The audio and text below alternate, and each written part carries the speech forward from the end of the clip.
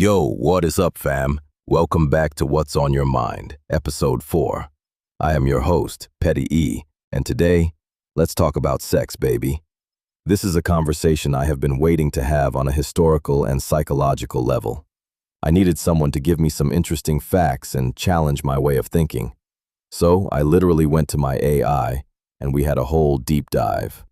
Grab your notebooks and maybe a glass of water, because we are getting into the history, the psychology, and the absolute tea of human sexuality. Let us start with history, because sex has always been central to human life, but how we view it has changed dramatically. Back in Mesopotamia and ancient Egypt, sex was tied to fertility, religion, and power. Ancient Greece and Rome? Way more fluid. They cared more about status and dominance than gender. And India gave us the Kama Sutra, which was not just a sex manual. It was a guide to relationships, love, and aesthetics. But then the medieval and colonial eras came through and heavily moralized everything. Suddenly, sex was seen as sinful outside of marriage and only for procreation. European colonization forced those rigid norms all over the globe. It was not until the 1960s with the sexual revolution, birth control, and LGBTQ activism that we really started challenging those outdated rules and reclaiming our bodies. Now, what about the roles we play in the bedroom? Sex is not just a physical act. It is communication, emotional intimacy, power negotiation, and identity affirmation. Historically, the roles were super rigid. Men were expected to be dominant, and women were expected to be passive. But those scripts are finally getting flipped. Feminism, technology, and economic shifts gave people more agency. The LGBTQ community has been a massive driving force here. They are out here rejecting heteronormative scripts, centering consent, and exploring fluidity. Instead of defaulting to gender roles, they are redefining terms like top, bottom, dom, or sub, so that they are empowering and deeply affirming, rather than oppressive. We also have to talk about the psychology of it all. Shout out to the pioneers like Freud, who told us early childhood drives our complexes, and Alfred Kinsey, who interviewed over 18,000 people and proved that sexual orientation is a spectrum. Masters and Johnson literally mapped out the sexual response cycle in a lab.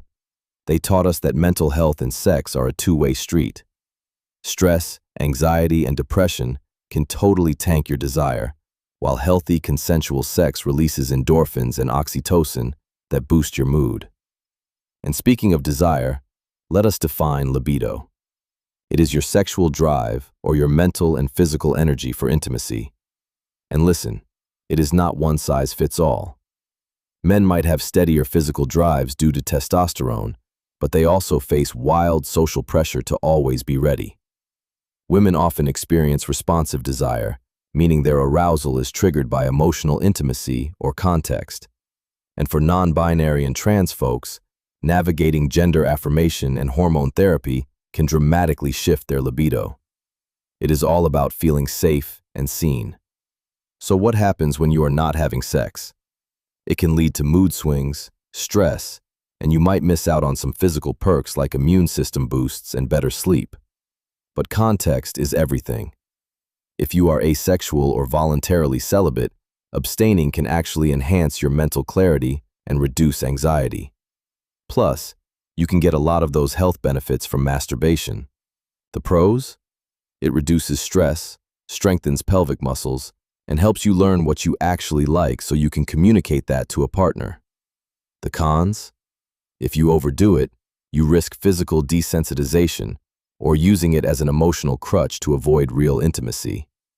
It is all about balance. So whether your libido is doing the cha-cha or taking a sabbatical, whether you are partnered, solo, or somewhere delightfully undefined, remember, sex is not just about positions. It is about power, purpose, and psychological plot twists. From Freud's mother issues to Kinsey's jaw-dropping interviews, we have learned that sexual identity is like a podcast intro. Bold, personal, and sometimes censored. So stay sexy, stay curious, and if you feel like masturbating after this episode, do it responsibly. Your immune system will thank you. Do not forget sex is to be explored.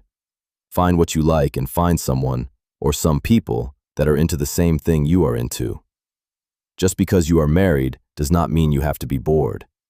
A lot of married couples have fun all the time. Let's bring back swinger parties or key parties. I am Petty E, and that is what is on my mind today. Peace.